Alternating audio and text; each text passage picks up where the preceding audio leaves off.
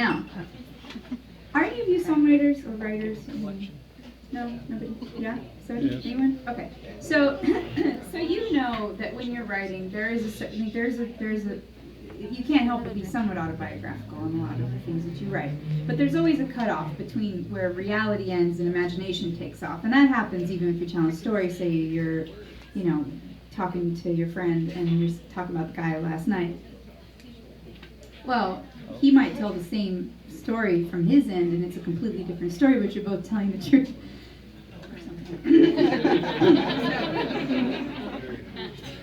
So in that, a lot of the songs that I write, and particularly off the first album, when they were all written, when I write all of my own songs all by myself.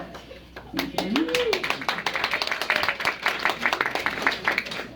In fact, I only recently started co-writing, and there is one song on here that I wrote with somebody. It's just so you know.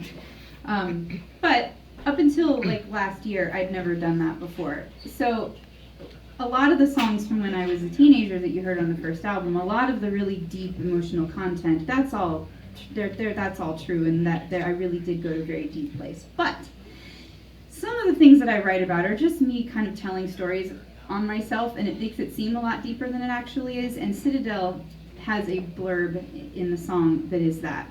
Here's the story. There is a line that says, "I'm breaking on the balcony, breaking window panes, killing the pain of broken hearts." Well, the story comes from this. I was 17, I had just broken up with a boyfriend, and I was driving away from the wreck of the day, actually. That line also came from that. But I got home. I was devastated. I was 17 years old, and I was an artist, and I was upset because my heart had been broken yet again, and I was never going to let that happen again, ever. I would never fall in love again, not ever. And so I thought, well, what do my idols do when they're depressed? My writer idols. Well, they drank. So I thought in my 17-year-old wisdom, that is what I shall do. And, at the time, I think I romanticized the idea of being a very depressed, creative type. And then I grew up and became it, and it sucks. But at the time, I thought I should, follow the news, and that's probably my phone. I'm sorry. And so I thought, well, I should have a drink and to wallow in my sorrows and then write about them. But the only alcohol that I'd ever had, because I was 17, was when I was 13 and we were moving. And so, not a lot of supervision because we were in the middle of packing. And it was during Christmas time, so somebody had given my mom a bottle of Bailey's Irish Cream, homemade Bailey's. So I found it, and I remember I came outside to my mom, who was packing a truck, and I said, "Mom, that milkshake that somebody made for you? That is so good. That's like my lips are numb. It's so good. That is good." My mom said, "You're drinking that? How much did you drink?" "The whole bottle."